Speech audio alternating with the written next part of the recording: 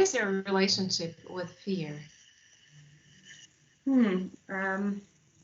I think there is, I guess, depends fear where. So whether it's, I would probably split between personal and professional life, because personally it's very close to linked to fight or, flight. So it's a bit of it's linked to fear of death and severe illness, which is the case probably for a lot of people.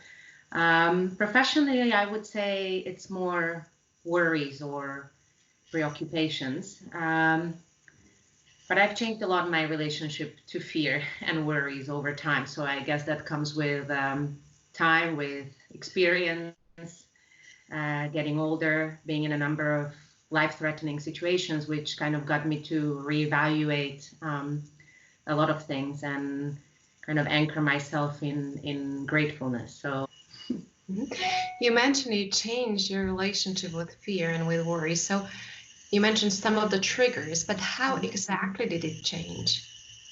Probably my biggest teacher was one of my daughters. I have twin girls. One of my 9-year-old daughters who has a chronic condition, and we've been living with it for many years now. And I think that was probably the teacher in terms of learning to live with fear and worry on a daily basis. And that's not something that you can do. I mean, living with that every day is kind of unbearable. So I think that pushed me to look for answers, and I didn't really know what I was looking for. I was reading a lot. I spent more time on my own, and kind of gradually over time, it was, teaching me how to embrace, living with uncertainty, learning about the limits of science,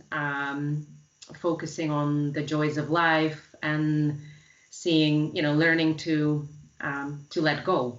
For most people, it's almost impossible to live with a high degree of uncertainty, like, for instance, these days bring. Mm-hmm. What's your recipe? What's your advice for others? How do you do that? How do you let go? That, life is like a pizza, right? and say if it has, say, I don't know how you cut it, say it has 8 slices, we all have a tough slice.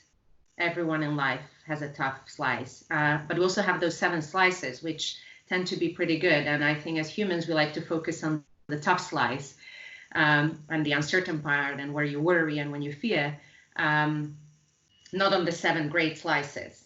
And I think, our strategy has become over the years is focusing on the 7 slices, because there's great joy and there's a lot of things we can be grateful for and we're grateful for, and working on living with that tough slice. And if you can change something there, you do that, and the rest, you embrace it and you accept it. So.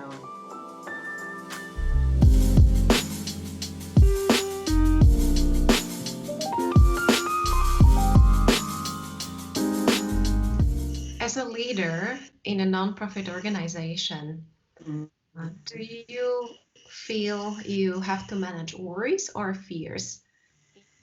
Yeah, so I work in an organization called Provida Buddy, which we co-founded with my brother, and we work with the most vulnerable children who've had, severe trauma and very difficult childhood events. So for us, as I said, in the professional life, it's more a worry. And I think this worry always, pushed me forward to become better, to serve better the most vulnerable. And so in this case, I would say that fear or worry is pushing us and making us better. So it's an opportunity, definitely.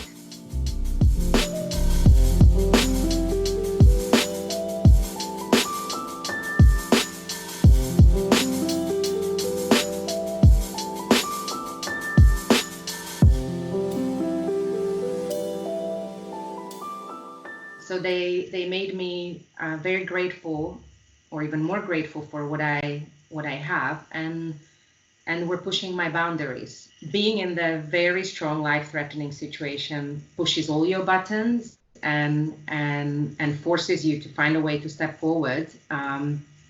Otherwise, it will put you down, right?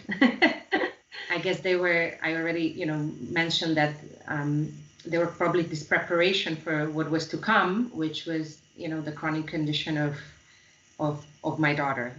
Ultka, you're a very empathetic person. Even describing a life-threatening situation, you speak about how the stewardesses felt, how the pilot looked like, and you just are an example of empathy. Do you believe that all these challenging situations, such as the life-threatening situation, but also others that you experience, like helping in developing countries professionally with healthcare systems, have pushed you towards really pursuing your real calling, towards now being one of the co-founders of a nonprofit organization? Not sure whether that's what pushed me to become the co-founder, but I think the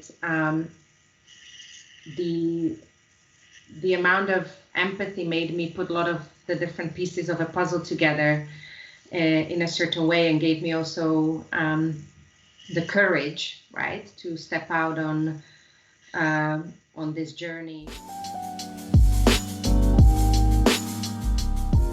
What is your fear right now?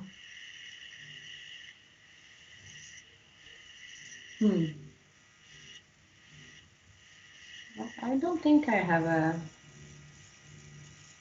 fear.